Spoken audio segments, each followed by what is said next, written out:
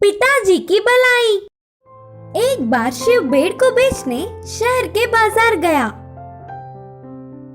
उधर उसका मोल भाव ना मिलने पर पेड़ को देकर गधे से अदला बदली की और एक बार सलाह लेकर गधे से गाय की अदला बदली की। आखिर में गाय को भी देकर घोड़ा लिया। उस घोड़े पर शिव खुशी से घर आने लगा। ऐसे कुछ दूर पहुंचते ही घोड़े ने अपनी गति बढ़ाई। उसे घोड़े की सवारी की आदत ना होने पर वह गिर गया और घोड़ा तेजी से भागता हुआ कहीं चला गया। क्या करना है ना जानने वाला शिव उदास होकर देखता रह गया। उसी रास्ते से गुजर रहे एक व्यक्ति ने यह पूरी बात देखने पर उस बेचारे पर दया आई। तेरा तो आज उपवास ही होगा, देख लेना पिताजी से जरूर मार खाएगा तू। मेरे पिताजी कुछ नहीं बोलेंगे, शिव ने अपने पिता पर विश्वास के साथ कहा। इतने भले पिताजी अब कहाँ मिलेंगे। अगर यही सच हुआ तो तेरे साबित करने पर अपने सोने की कड़ी तुझे दूंगा करके उस व्यक्ति ने शर्त लगाई। शिव के मानने पर वह व्यक्ति उसके साथ घर गया। अपने बेटे को देख सामने आने वाले पिताजी, क्या रे शिव, बाजार में भेड़ को बेच दिया करके प्यार से पूछा। शिव ने पूरी बात बताना शुरू कर दिया। भेड़ का मोल भाव ना मिलने पर उसका गधे से अदला बदली की। अच्छा काम किया, गधा जंगल से लकड़ियाँ ले आएगा। गधे का भी गाय से अदला बदली की। अच्छा तो कोई बात नहीं, अब से हम सब गाय की दूध पी सकते हैं। फिर उस गाय को भी देकर घोड़ा लिया। कोई बात नहीं रे, अभी चलने का काम रोककर अच्छे से सवारी करके जा सकते हैं। लेकिन वो पिताजी, मैं उस घोड़े पर बैठ के सवारी करते हुए लौटने के वक्त मुझे कहीं नीचा गिराकर वह कहीं चला गया। अरे चलो रे, अब गया तो गया, लेकिन तुझे तो कुछ नहीं हुआ ना, वही बहुत है। बोलते हुए बेटे को पिताजी ने प्यार से नजदीक लेकर गले लगाया। यह पूरी बातें सुनकर वह व्यक्ति चौंक गया। ऐसे समय में भी इतने भले इंसान शिव के पिताजी की बिना तारीफ किए रहा नहीं गया और शर्त के अनुसार अपने सोने की कड़ी खुशी से दे दी। एक भले पिताजी को कैसे रहना है करके बड़ी बात सीखने पर संतुष्ट होकर वहाँ से चला गया। सोने के घड़े। विजयपुर नामक गांव में धर्म नाम का जमींदार रहता था। उनके पास राम और सोम नाम के दो काम वाले थे। इतने सालों से वे दोनों उन पर ही निर्भर होकर काम कर रहे थे, इसीलिए वह जमींदार उनकी कुछ मदद करने की सोच रहा था। एक दिन उन दो काम वालों को बुलाकर कहा, तुम लोग मेरे पास बहुत सालों से काम कर रहे हो।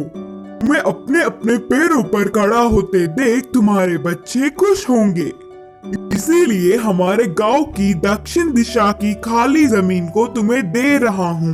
तुम लोगों से जितना हो सके उतना लेकर खेती कर लो। घर के पेड़ों और पत्थरों को हटाने में तो थोड़ा समय लग ही जाएगा, इसीलिए 5 साल तक तुम्हारा कर्ज भी माफ कर रहा हूँ।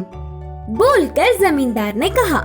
जमींदार के बातों से दोनों काम वाले बहुत खुश हुए और तुरंत गांव से दूर उस खाली जमीन में जाकर आजू बाजू में दोनों ही 2-2 गज की जमीन ले लिए। वहाँ के जमीन पर खराब पत्थर और पेड़ों को हटाकर साफ कर रहे थे और ऐसे ही धीरे धीरे खेती का काम भी शुरू करने लगे। एक दिन राम अपने जमीन की खुदाई कर रहा था, तब अचानक उसे एक आवाज से उसके हल को कुछ लगा और उसे बाहर निकालने पर वह सोने के 2 घड़े थे। उनमें बहुत सारे सोने के जेवर भी थे। बाजू के खेत में काम कर रहे सोम को बुलाकर पूरी बात बताया। तब तुरंत सोम ने कुछ सोचकर कहा, अरे राम, हमारे इतने सालों का मेहनत का प्रतिफल अब मिल रहा है। इसे हम दोनों मिलकर बांट के खुशी जीवन बिताएंगे। उसके लिए राम नहीं माना और कहा, ऐसे क्यों बोल रहे हो सोम? ये जमीन जमींदार जी की है। इधर मेरी हर चीज पर उनका अधिकार है। ले जाकर उन्हें ही दे देंगे। पागल लगते हो, इन सोने की घड़ों के बारे में किसी भी नहीं पता, इसीलिए हम ही ले लेंगे। बोलकर सोम ने कहा। ठीक है फिर, आज रात तक सोच कर बताऊंगा। बोलकर उन्हें घर ले गया राम। राम पूरी रात बहुत सोचकर सुबह ही जमींदार के पास जाकर उन कीमती जेवरों को देकर खेत की ओर चल पड़ा।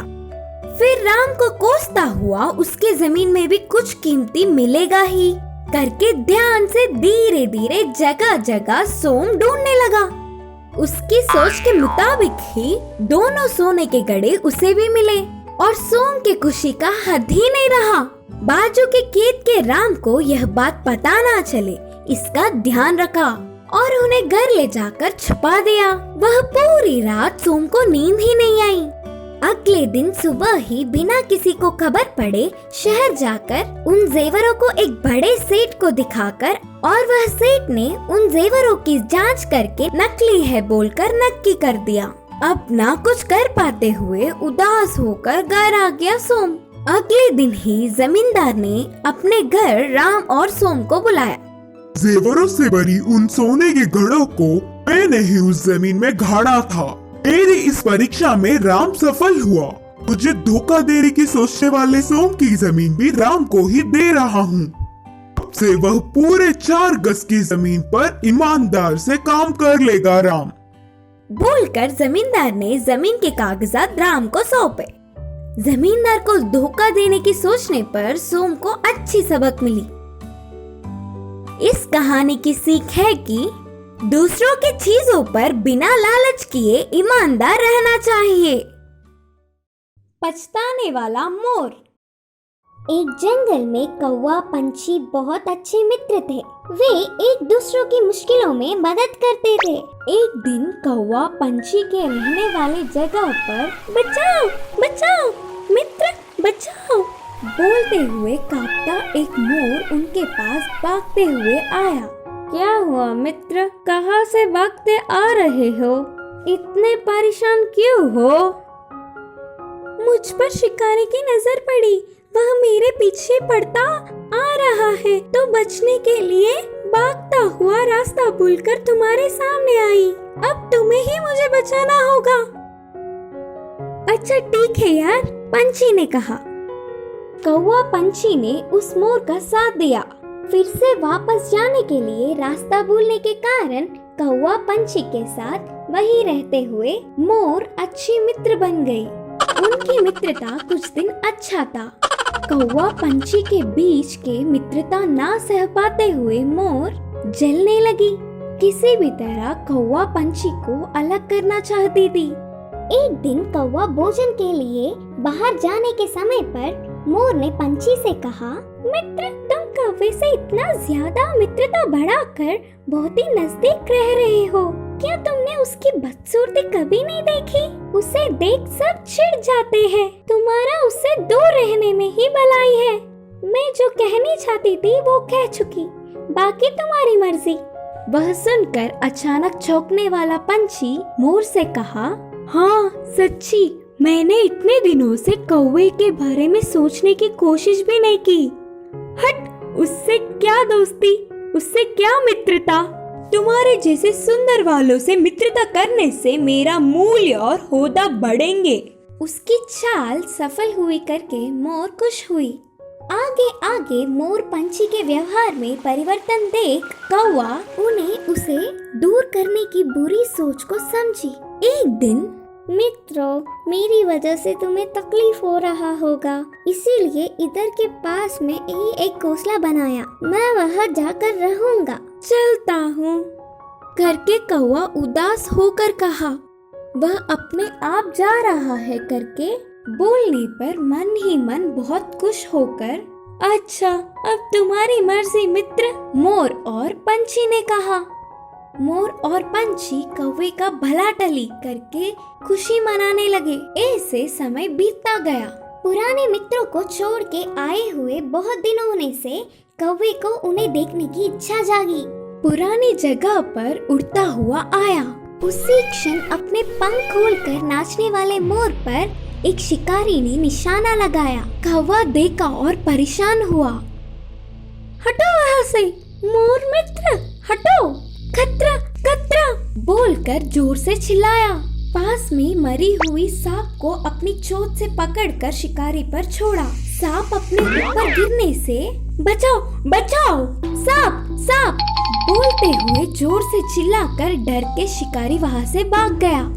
यह सब देखकर मोर के होश उड़ गए। भागते हुए आकर कौवे की चरणों पर गिरी और रोते हुए कहा, माफ कर दो मित्र, सुंदरता के घमंड में मैं मेरे मुश्किल समय में मदद करने वाले तुम्हें धोखा दिया, लेकिन तुमने मेरे प्राण बचाए। तुम्हारा कर्ज कैसे भुगतान करूं? तब कौवे ने कहा, पछतावे से बड़ी कोई सजा नहीं, मैंने तुम्हें पूरे दिल से माफ किया। तभी आई हुई पंछी पूरी बात जानकर दुखी होकर अपनी की हुई गलती पर शर्मिंदा होकर सिर झुकाया। फिर तब से कौवा पंछी मोर हमेशा की तरह अच्छे मित्र जैसे रहने लगे। इस कहानी की शिक्षा है कि अपने भूलों को भी भुलाने वाला ही सच्चा मित्र होता है।